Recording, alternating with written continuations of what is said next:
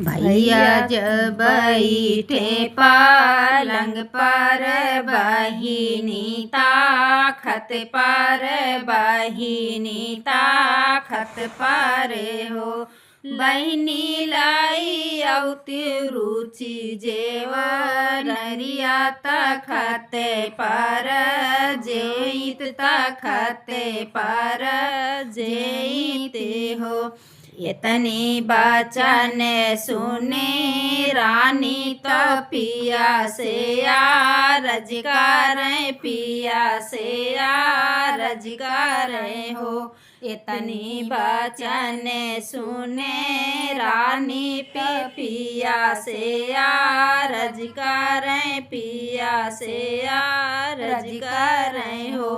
पिया आज तो आहाए का दसिया बिहान दुआ दसिया बिहान दुआ दसियाई हो।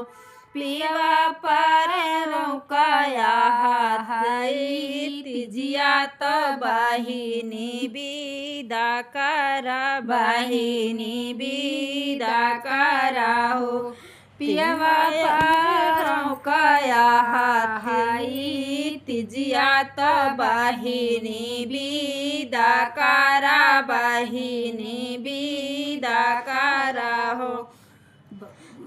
तिलरी तो आहार सोनर घर चुनरी बाजज घरे चुनरी बाजज घरे हो।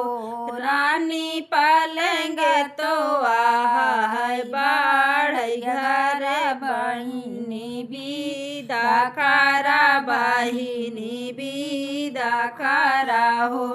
तिलरी तो दे है देव रानी जी तो तिलरी तो दे है देव रानी जी जे चुनरी जेठानी जी तो चुनरी जेठानी जी तो हो।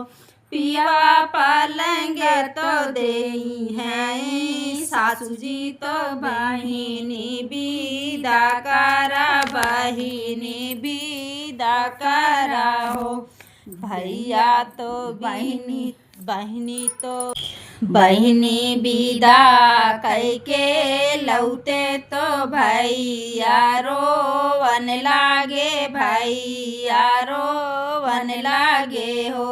अरे चली गई भैया कै बहिनी तखत पर रोए लखत पर रोए लगे हो।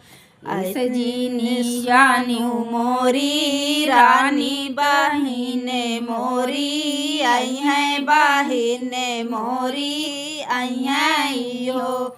रानी जब तोहरे होई है हो रिलवा बहिन फिर लौबई बहिन फिर लौबई हो। भैया जो बैठे पलंग पर बहिनी पलंग पर बहिनी